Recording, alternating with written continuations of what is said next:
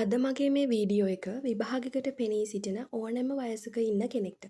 ඒ කියන්නේ ඔයාලා A level කරන කෙනෙක් වෙන්න පුළුවන්, O level කරන කෙනෙක් වෙන්න පුළුවන්, එහෙම නැත්නම් මොනවා හරි ජොබ් එකේ උඩට යන්න කරන එක්සෑම් එකකට ඉන්න කෙනෙක් වෙන්න පුළුවන්. එහෙමත් නැත්නම් කැම්පස් එකක එක්සෑම් එකක් වෙන්න පුළුවන්. ඔය ඕනෑම දෙයකට විභාගයකට සූදානම් වෙන කෙනෙක්ට තමයි අද වීඩියෝ එක. එතකොට මම කරුණු 6ක් යටතේ මේ ගැන කතා කරන්න බලාපොරොත්තු වෙනවා. මුලින්ම පළවෙනි දේ තමයි ඔයාට හොඳ විෂන් එකක් තියෙන්න ඕනේ. විෂන් එකක් කිව්වේ තමන්ගේ අරමුණට හොඳ දැක්මක්. ඒ කියන්නේ ඔයාලා මෙන්න මේ වැඩ ටික මෙන්න මේ කාල සීමාව ඉවර කරනවා. මේ මාසය ඇතුලේ මම මේ දේවල් ටික කවර් කරනවා. ඒ කියන්නේ ඒකට යන මාර්ගය. ඒක ක්ලියර් වෙන්න ඕනේ. එතකොට ඔයාලට අන්තිමට ෆයිනල් ටාගට් එකක් තියෙන්න ඕනේ. මම මෙන්න මේ විභාගෙන් කියන්නේ O level නම් මම A9ක් ගන්නවා. මම A level නම් A3ක් ගන්නවා. මම මේ විභාගෙට A+ එකක් ගන්නවා. එහෙම කියලා ෆයිනල් ටාගට් එකකුත් ඒකට යන දැක්මකුත් තියෙන්න ඕනේ. ඒ කියන්නේ ඔයාට තියෙන්න බෑ අපැහැදිලි මාර්ගයක්. මම මෙන්න මේ වැඩ ටික කරනවා මෙන්න මේ විභාගෙ වෙනුවෙන් මගේ රිසල්ට් එක මම බලාපොරොත්තු වෙන්නේ මෙන්න මේක. අන්න එහෙම ඔයාලට දැක්මක් තියෙන්න ඕනේ. එතකොට ඒකෙදි ඔයාලට බාහිරින් එන එක දේවල් තියෙනවානේ. හිතන්නකෝ ඔයාට යාළුවෙක් කියනවා අපි ට්‍රිප් එකක් යමු කියලා. හැබැයි ඔයාට වැඩ ගොඩක් තියෙනවා. ඔයා දවස් දාගෙන ඉන්නවා වැඩ ටික. ඔයාට ඒ ටික කරන්න බැහැ දැන් මේ ට්‍රිප් එකට දවස් දෙක තුනක් ගියොත්. ඒක නිසා ඔයාට කෙලින්ම කියන්න පුළුවන් වෙන්න ඕනේ මට මෙන්න මෙහෙම වැඩ ටිකක් තියෙනවා මට එන්න විදියක් නැහැ කියලා. ඔයාලට අර ඔයාලගේ විභාගේ ඒ තියෙන විෂන් එකට හානියක් වෙන කිසිම දෙයක් ඔයා ඒ කාල සීමාවෙදී යොදා ගන්න බෑ.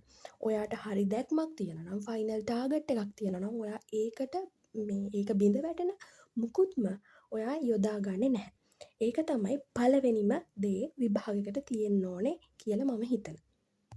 දෙවැනි එක තමයි මෙහෙම දැන් ඔයාට කරන්න වැඩ ගොඩාක් ඔයාලට දැන් හිතේ තියෙනවා මම මේ ටාගට් එකට මම මේ වැඩ ටික කරනවා. හැබැයි ඔයා මේක දවසක්, සතියක්, මාසයක් සැලසුම් කරගන්න ඕනේ. මම මේ වැඩ ටික මේ දවස් ඇතුළත කරනවා.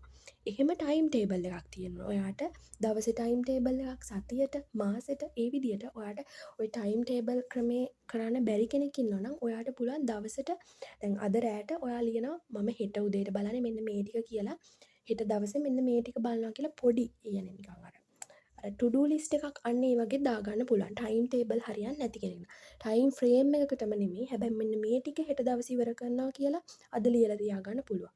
එහෙම කරලා ඔයාලට පුළුවන් මෙන්න මේ ඔයාගේ වැඩ ටික මාසයක් ඇතුලේ මාස දෙකක් ඇතුලේ කම්ප්ලීට් කරන විදියට ඒක අර ඔයාට අයිඩියා එකක් ගන්න.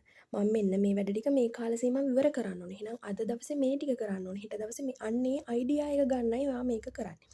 ඊළඟට දැන් එහෙම වැඩ කරද්දි දැන් ඔයාට නිකන් වැඩ මම මේ ටික බලනවා කියලා දාගත්තට ඒකට හරි ටියුට් එකක් තියෙන්න ඕනේ. ඔයාට එක්කෝ ක්ලාස් එකක දීපු රෙකෝඩින්ග්ස් වෙන්න පුළුවන්, ටියුට් වෙන්න පුළුවන්. එහෙම නැත්නම් ඔයාට මොනියම් හෝ මැටීරියල් එකකින් ඔයාගේ තියරි ටික ඔලුවට දාගන්න පුළුවන් වෙන්න ඕනේ.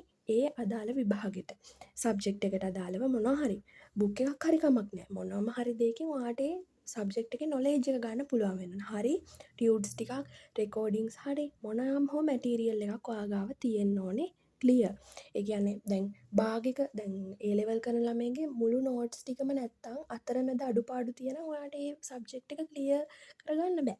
ඒක නිසා හරි ටියුට් සෙට් එක ඔක්කොම ඔයා ගාව තියෙන්න ඕනේ. රෙකෝඩින්ග්ස් හරි ඒ ඔක්කොම දේවල් ටික තියෙන්න ඕනේ. ඒව තමයි ඔයා ටයිම් ටේබල් එකේදී වැඩ විදියට බෙදා ගන්න ඕනේ. එතකොට ඒ ටික අනිවාර්යයෙන්ම තියෙන්න ඕනේ. ඊළඟට හතරවෙනි දේ තමයි දැන් ඔයා මෙහෙම කළා හරියට ටයිම් ටේබල් එකක් හදාගෙන ඔයා පාඩම් කරනවා. පාඩම් කරාට විතරක් මදි. ඔයාට එක්සෑම් එකකදී අහන්නේ ප්‍රශ්නනේ. ඒකට ඔයාලා ප්‍රශ්න ලියලා ප්‍රශ්න වලට උත්තර ලියලා පුහුණුවක් ලැබිලා තියෙන්න ඕනේ. එතකොට වට කිහිපයක් දැන් ඔය A level කරන O level කරන කෙනෙක් නම් වට දෙක තුනක්වත් පාස් පේපර්ස් කරලා තියෙන්න ඕනේ. ඒ අත්දැකීමෙන් ඔයාලට මේ අවුරුද්දේ පේපර් එක හොඳටම මුහුණ දෙන්න පුළුවන්. එතකොට පාස් පේපර්ස් කරලා තියෙන එක අනිවාර්ය දෙයක් මේ විභාගයකට හොඳ ප්‍රතිඵල ගන්න කෙනෙක්. පාස් පේපර්ස් නම් අනිවාර්යයි. මොකද ප්‍රශ්න පත්‍ර හදලා අයන උනත් පේපර් එකක් තමයි බලන්නේ. පාස් පේපර් එකකින් තමයි ඔයාලට ප්‍රශ්න අරගෙන කියන්නේ ඊට සමාන හෝ ඒක ස්ට්‍රක්චර් එක වෙනස් කරලා හෝ පාස් පේපර්ස් එකකට තමයි හදලා තියෙන්නේ. පාස් පේපර්ස් වලට තමයි හදලා තියෙන්නේ. ඉතින් ඔයා පාස් පේපර්ස් එකක් කරලා තියෙන්න ඕනේ. ඊළඟ පස්වෙනි දේ තමයි දැන් මෙහෙම විභාගයකට ඔයාලා සූදානම් වෙනවා. ඔයා හිතනවා මම මෙන්න මේ රිසල්ට් එක ගන්නවා. දැන් ඔයාට මේක දැන් A9ක් ගන්න එක, A3ක් ගන්න එක සහ මොනවා හරි විභාගයකට A+ එකක් ගන්න එක මාරම ස්ට්‍රෙස් එකක්. ඔයා විභාග ගැන හිතලා ඔයාට හරි ස්ට්‍රෙස්. ඩේලි වුණත් ඔයාට මේ ස්ට්‍රෙස් එක තියෙනවා. එතකොට ඔයා මේකට දිගට වැඩ කරද්දි ඔයා අසනීප වෙන්න පුළුවන්. ඒක නිසා ඔයාට දවස ඇතුලේ විනාඩි 15ක් එහෙම නැත්නම් පැය භාගයක් ඔයාට ස්ට්‍රෙස් රිලීස් කරගන්න මෙතඩ් එකක් තියෙන්න ඕනේ. ඒ කියන්නේ ඔයාට සින්දුවක් අහන්න පුළුවන්. ගෙදර ඇතුලේ මොනවා පොඩි ඩාන්ස් එකක් දාන්න පුළුවන්. කාමරේ වහගෙන හරි කොහොම හරි ඔයාට ඩාන්ස් එකක් කරන්න පුළුවන්. සින්දුවක් අහන්න එහෙම නැත්නම් සින්දුවක් කියන්න. මොනවා හරි ඉන්ස්ට්‍රුමන්ට් එකක් ප්ලේ කරන්න. ඊළඟට ඔයාට එළියට ගිහිල්ලා ආස දෙයක් කන්න බොන්න. එහෙම නැත්නම් ආස කෑමක් ගෙදර හදන්න. ඔය වගේ පැය භාගයක් ඔයාගේ ස්ට්‍රෙස් කරන රිලීස් කරන මෙතඩ් එකක් ඔයා දාගන්න ඕනේ. ඒක අනිවාර්යයෙන්ම තියෙන්න ඕන තව දෙයක්.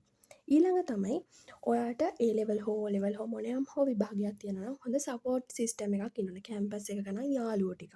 එහෙම නැත්නම් ඒ ලෙවල් නම් ඔයාට ගෙදර අම්මලා තාත්තලා හොඳ සපෝට් එකක් දෙන්න ඕනේ. ඊළඟට ඕ ලෙවල් උනත් එහෙමයි.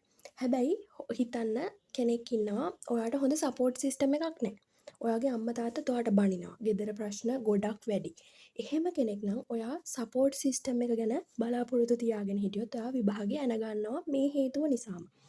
ඒ වෙලාවට ඔයාට තියෙන්න ඕනේ ආත්ම විශ්වාසය. ඒ කියන්නේ self confidence එක ඔයා මේ විභාගේ කවුරු නැති වුණත් තනියම කරලා ගේමක් ගහලා මේ විභාගේ හොඳින්ම පාස් වෙනවා කියන එක. ඒ self confidence එක තියෙනවා ඔයාට support system එකක් ඕනෙම නැහැ. ඒක හිටියත් එකයි නැතත් එකයි ඔයා ඔයාගේ අරමුණට යනවා. ඉතින් ඔයාට සපෝට් සිස්ටම් එකේ සහාය ඕනෙමයි කියලා නෑ. එහෙම තියෙනවා නම් ගොඩාක් හොඳයි. මොකද අපිට අපේ ගමනට යන උදව් කරන කට්ටියකුත් ඉන්නවා කියන අපිට පහසුවක් නේ ඒක. එහෙම නැති වුණා කියලා ඔයා වැටෙන්න නෙවෙයි ඕනේ. නෑ මට කවුරු නැති වුණත් මම මේක කරලම ඉවර කරනවා. එහෙම කියලා කොන්ෆිඩන්ස් එකක් ඇති කරගෙන තමන්ගේ ස්වාධීන කෙනෙක්නේ, ඉන්ඩිපෙන්ඩන්ට් කෙනෙක්නේ. එහෙම හිතලා තමන්ගේ අරමුණට කොහොම හරි ගිහිල්ලා ඉවර කරන්න ඕනේ. මෙන්න මේක තමයි විභාගයකට පෙනී සිටින කෙනෙක්ට අවශ්‍ය වෙන, ඒ කියන්නේ කරන්න ඕන දේවල් ටික ප්‍රධාන වශයෙන්.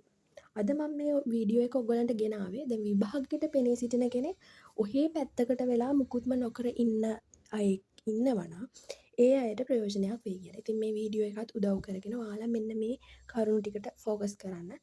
එහෙනම් good luck.